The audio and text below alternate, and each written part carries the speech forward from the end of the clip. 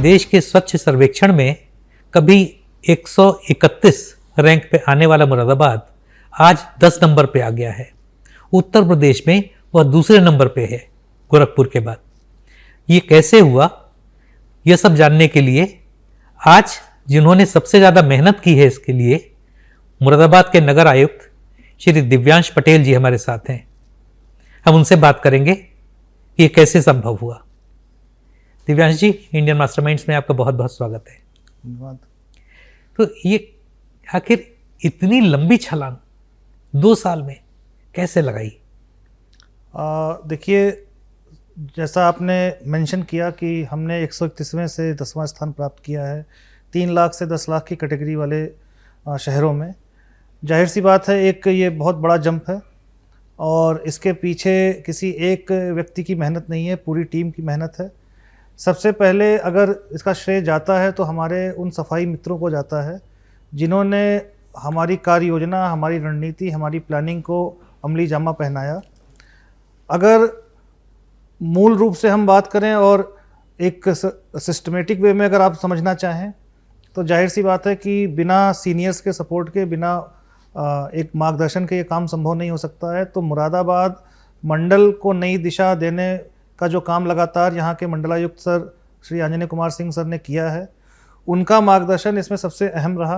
क्योंकि जब मैंने 1 फरवरी 2024 को ज्वाइन किया था तो जाहिर सी बात है, मार्गदर्शन के लिए, गाइडेंस के लिए हम सीनियर्स के पास जाते हैं और सर का यही गाइडेंस रहा कि एनक्रोचमेंट पे, फुटपाथ पे आपको काम करना चाहिए, ड्रेनेज सिस्टम पे काम करना चाहिए, क्योंकि ये वो चीज़ें हैं जो किसी भी सजावटी चीज़ों से ज़्यादा समय तक लोगों को लाभ देती हैं और लोग आपको याद रखते हैं। हमने सिस्टमेटिक रूप से इन पर काम करना शुरू किया, नालों का सर्वे कराया, फुटपाथ पर हमने काम किया, एनक्रोचमेंट ड्राइव चलाई जिसमें कमिश्नर सर का पूरा हमें सपोर्ट रहा। कई बार ऐसी स्थितियां भी आई जहां पर हमारे ऊपर आक्षेप भी लगे।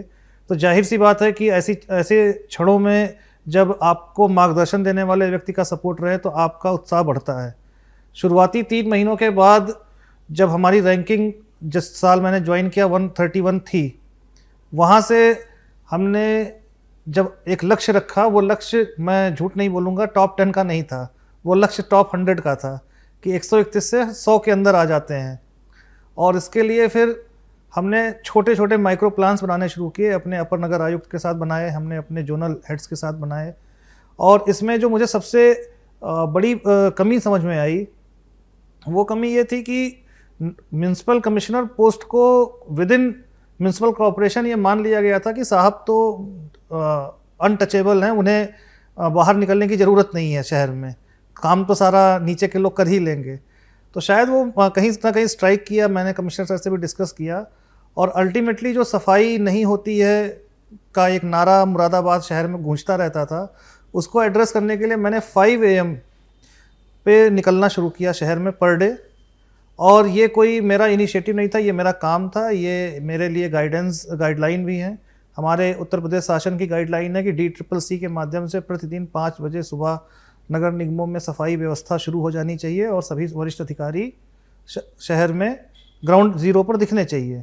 मैंने उसी चीज़ को अक्षरशः पालन कराने के लिए बैठकें की और अंत में मैंने जब पहली जो ठंडक आई 2024 में नवंबर दिसंबर के महीने में, जब अधिकारियों ने, कर्मचारियों ने कहीं ना कहीं ये सजेशन देना शुरू किया कि 7 बजे से पहले जाने का कोई महत्व नहीं है, तो मैंने उनकी बातों को सुना और सुनने के बाद मैंने एक सिंपल सा मॉड्यूल तय किया कि 5:30 AM पे आपके नगर आयुक्त की फ़ोटो व्हाट्सएप ग्रुप पे आ जाएगी। 6:30 to 7:30 के बीच में आई एक्सपेक्ट कि आप सभी की फ़ोटो अपने अपने जोन में सफाई करवाते हुए और करते हुए आ जाए। तो मैं 1 घंटा पहले आपसे उठकर जाऊंगा, फील्ड में देखूंगा, मुझे किसी से कोई गिला शिकवा नहीं होगा। आप आराम से 6:30 पर आइए, पर 6:30 का मतलब 6:30 से 7 के बीच में फ़ोटो जियो टैगिंग के साथ आ जानी चाहिए और मैं आपसे 7 बजे के बाद मिलूंगा। और कई सारी फ़ोटो हैं मेरे पास जो व्हाट्सएप ग्रुप में आई।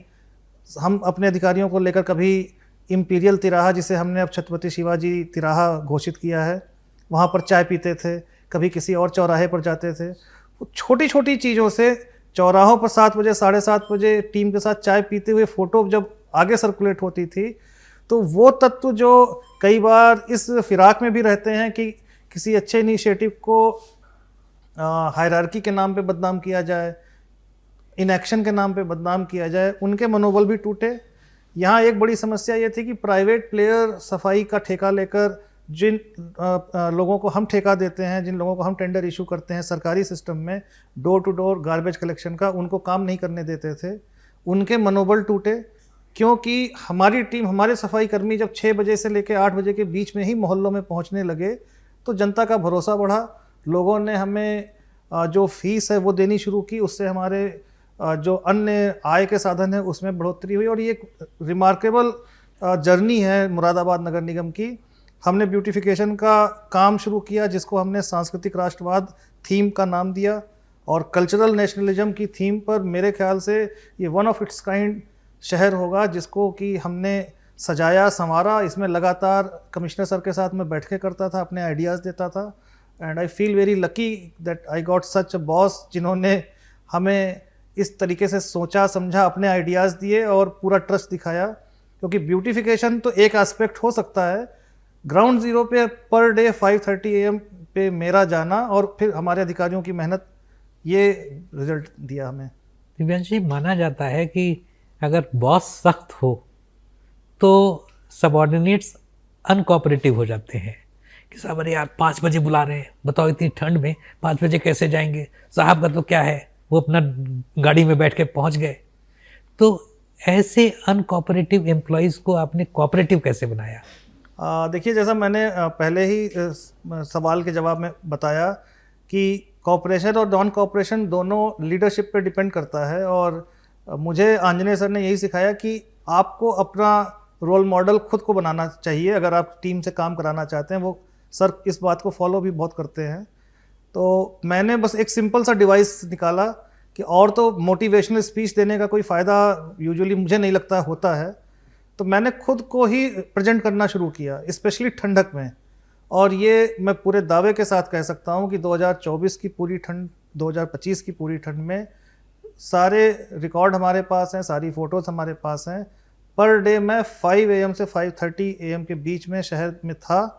मैंने अपने जो हमारे सुरक्षाकर्मी हैं, हमारे ड्राइवर साहब हैं, उनके साथ निकलता था एक सिंगल गाड़ी से, किसी को डिस्टर्ब नहीं किया।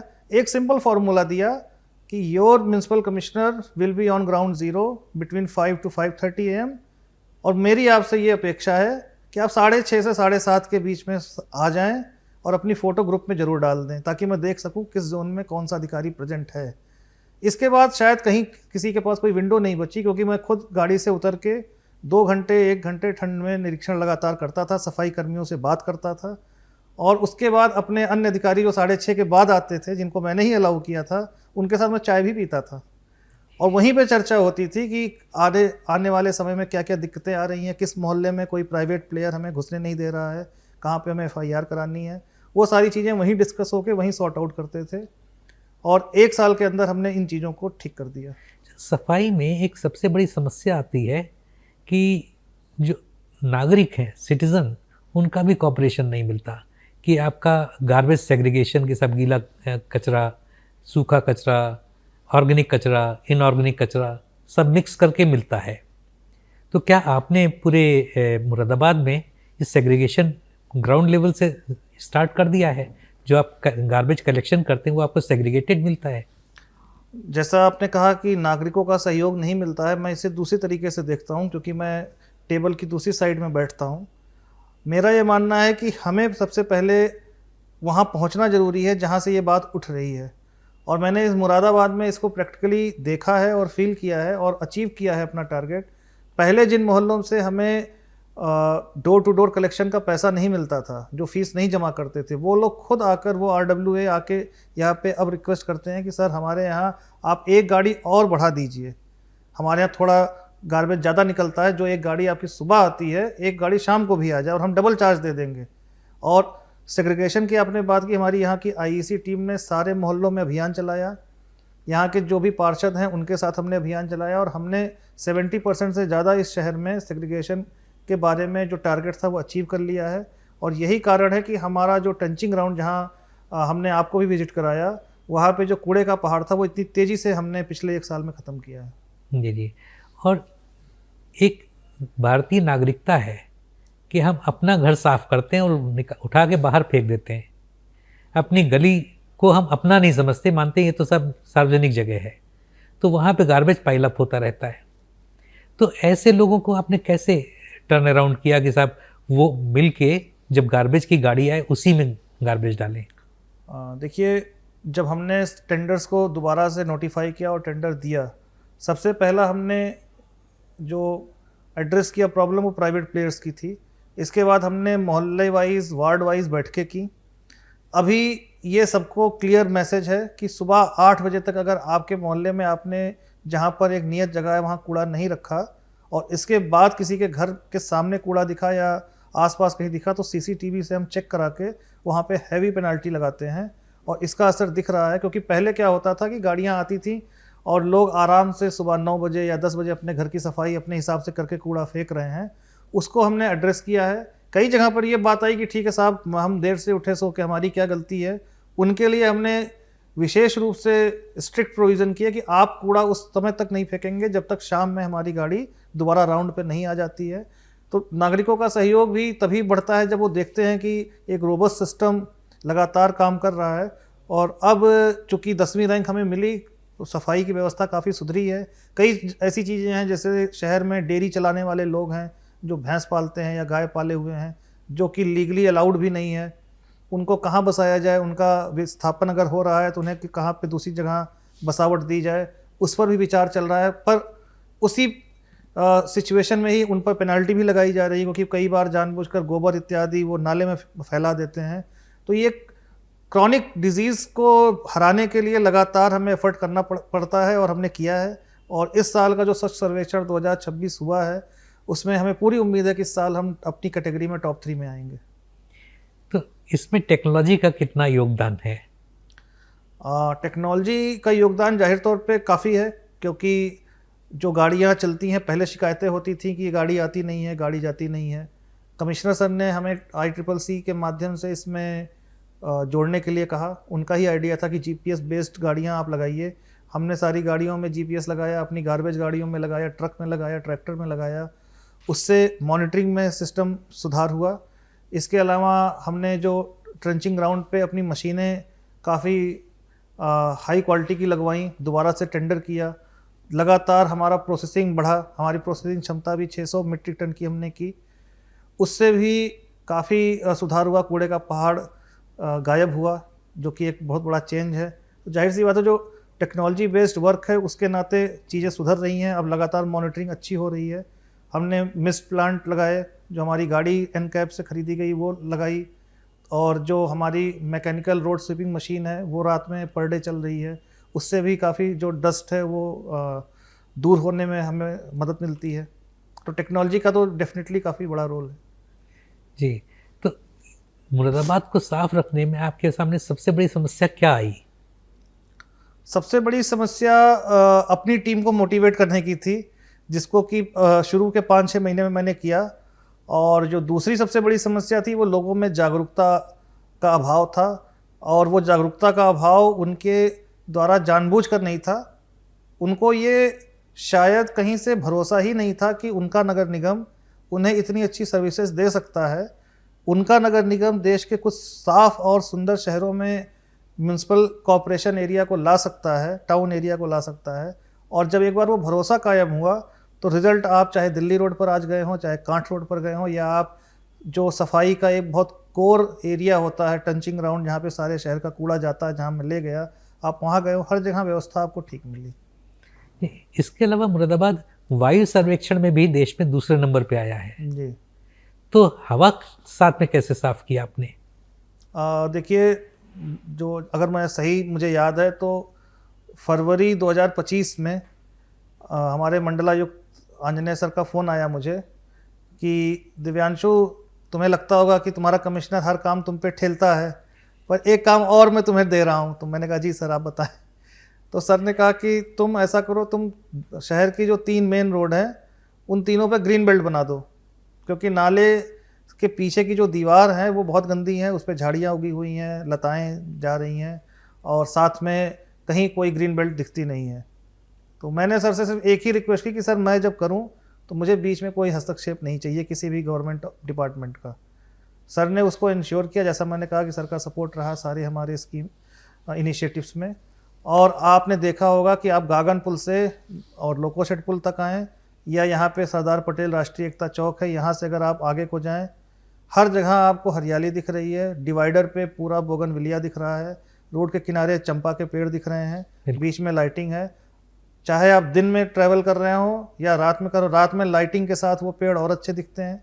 दिन में भी एक सूदिंग इफेक्ट जिसको कहते हैं दिल्ली रोड पर आपको दिखता है। उससे हमारी वायु सर्वेक्षण में भी क्वालिटी इंप्रूव हुई।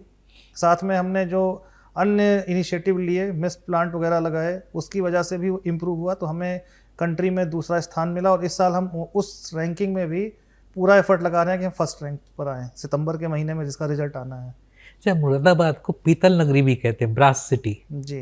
तो इतना बड़ी इंडस्ट्रीज़ हैं यहाँ पे, तो ऐसे में ये सफाई करना और वायु साफ रखना ये कैसे संभव कर पाए?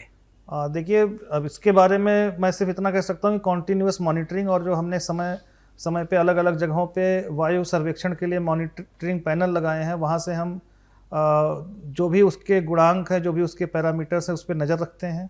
साथ ही इंडस्ट्रीज़ के साथ हमारी मीटिंग्स हुई और मैं बड़ा अप्रिशिएट करना चाहूँगा यहाँ के इंडस्ट्री सेक्शन को कि उन्होंने सारे जो हमारे पैरामीटर्स हैं उसको मीट किया और गवर्नमेंट ऑफ इंडिया की टीम ने इसको बार बार सर्टिफाई किया कि हाँ, मुरादाबाद में इंडस्ट्रियल टाउन होने के बावजूद बहुत रिमार्केबल प्रोग्रेस है और जो PM2 या PM2.5 जो पार्टिकल्स हैं उनमें बहुत गिरावट देखी गई और इसी का कारण है कि हमें ये रैंक हासिल हुई। यहाँ तो इंडस्ट्रियल वेस्ट भी काफ़ी निकलता होगा ना, मेटल वेस्ट, तो उसको कैसे डील करते हैं? इंडस्ट्रियल वेस्ट के बारे में हमारा एक डिपार्टमेंट जो पोल्यूशन बोर्ड है उससे के साथ हमारा कोलैबोरेशन रहता है। साथ ही हमने यहाँ पे MHSC सेंटर और ब्रास फर्नेस सेंटर भी बना रखा है स्मार्ट सिटी के माध्यम से, जहाँ पे भी हम इसको टैकल करते हैं। ई वेस्ट के बारे में भी यहाँ पे काफ़ी बातें उठती रही हैं। ई वेस्ट जो कि नगर निगम क्षेत्र के अंदर अगर हमें मिलता है तो उसके लिए हमने RR सेंटर, MRF सेंटर बना रखे हैं, जहाँ पे उसको हम कलेक्ट करते हैं और कलेक्ट करने के बाद उसको डिस्पोज ऑफ करवाते हैं। इस स्वच्छ सर्वेक्षण में 25% जो मार्क्स होते हैं वो जनता के फीडबैक के होते हैं, तो जनता का मानस आपने कैसे चेंज किया जो जनता आपके फेवर में इतना वोट कर रही है? जनता का मानस कैसे चेंज किया, इसको बताने से पहले मैं आपको एक इन्फॉर्मेशन देना चाहूँगा वो जो कि रेलेवेंट है, कि जनता का फीडबैक सेक्शन जो इस सर्वेक्षण का बहुत महत्वपूर्ण कंपोनेंट है, जो आपने खुद कहा। लास्ट ईयर के सर्वे में हम उसमें कंट्री में फर्स्ट थे और अवार्ड कैटेगरी में उस कैटेगरी को हटा दिया गया लास्ट मोमेंट पे, अदरवाइज हमें कंट्री में पहला अवार्ड उस सेक्शन के लिए 100% मिलता।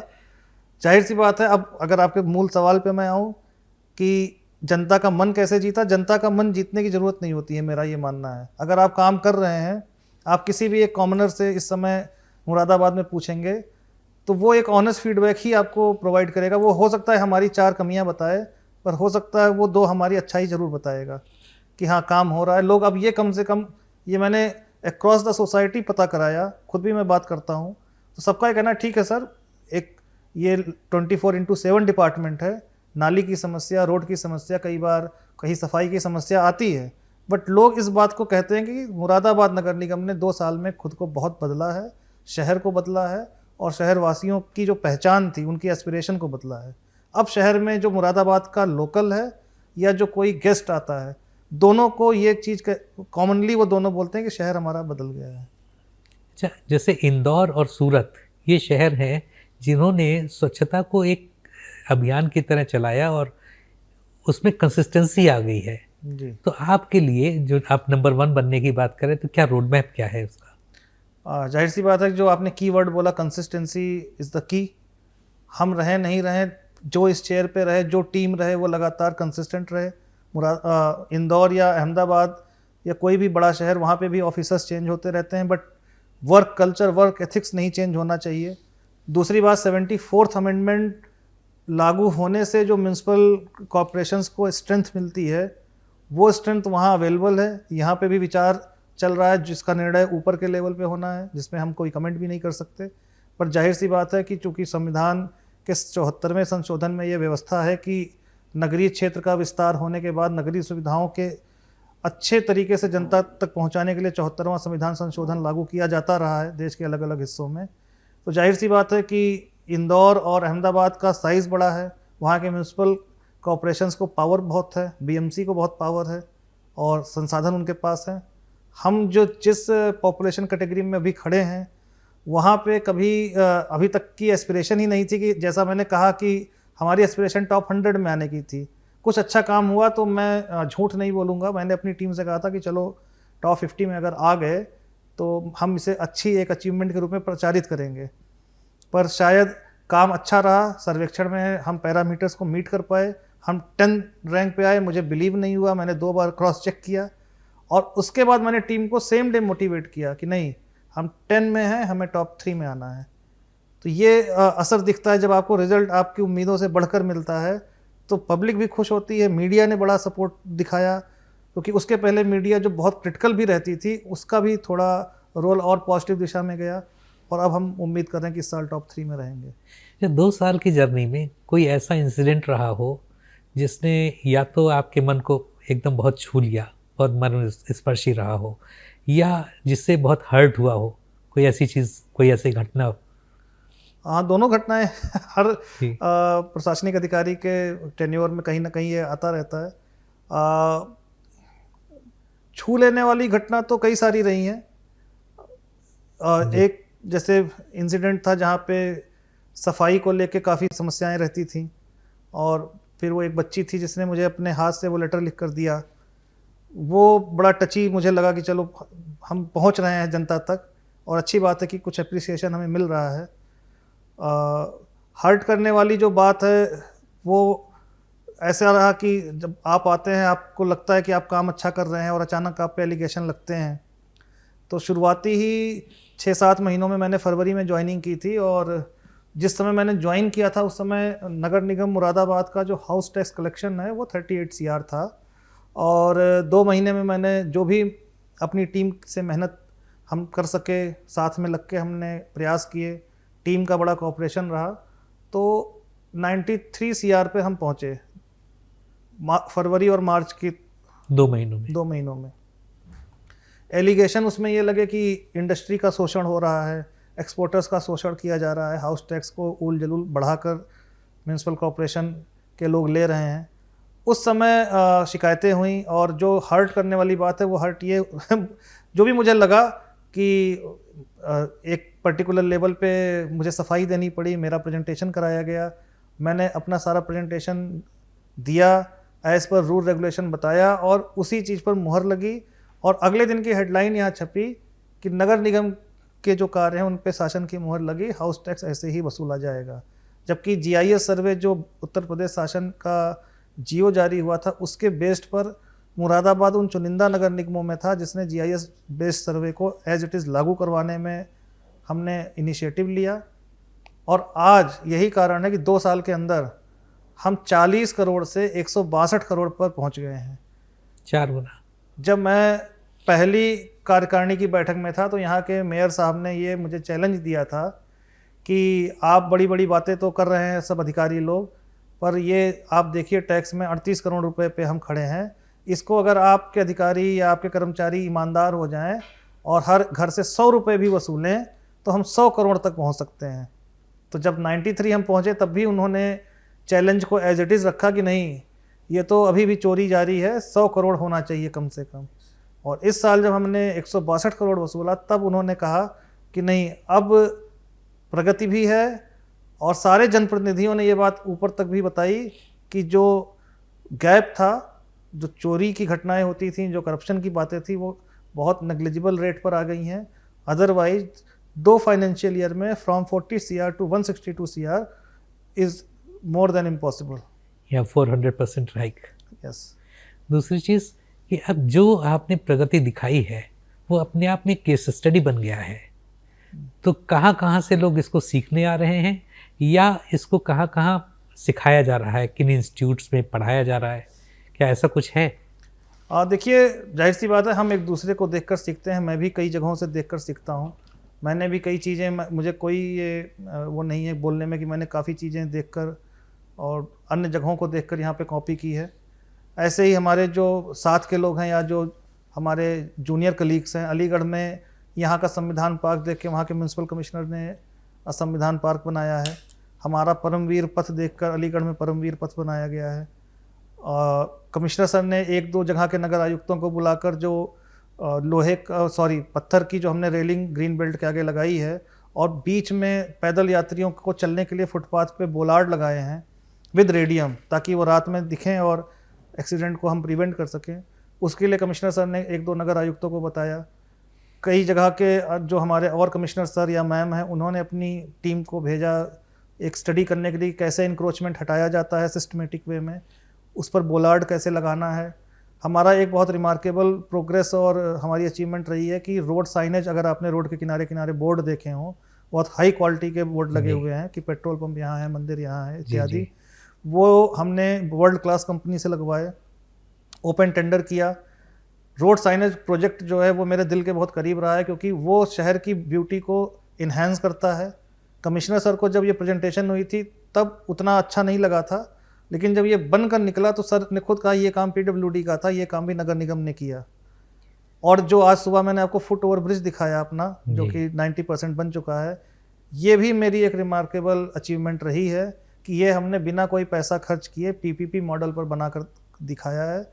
और आने वाले समय में हम 2 और फुट ओवर ब्रिज भी बना रहे हैं। तो जाहिर सी बात है, जो म्यूनसिपल कॉरपोरेशन को लोग सुबह की सफाई, नाली सफाई और चूना छिड़काव तक ही सीमित रखते थे, उस नगर निगम को 2 साल के अंदर लोग फुट ओवर ब्रिज बनाते हुए देख रहे हैं। तो ये एक मेरी छोटी सी उपलब्धि तो है। तो मेरे ख्याल से इसी नोट पे let's wind up the interview.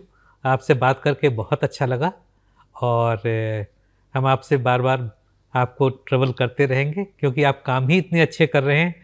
तो नए काम करेंगे, हम फिर आएंगे आपसे बात करने के लिए। तब तक बहुत बहुत धन्यवाद। और दर्शकों से यही कहना चाहूँगा कि आपको अगर ये वीडियो पसंद आया हो तो आप इंडियन मास्टरमाइंड्स देखते रहें, हमारे चैनल को लाइक और सब्सक्राइब करें। तब तक धन्यवाद।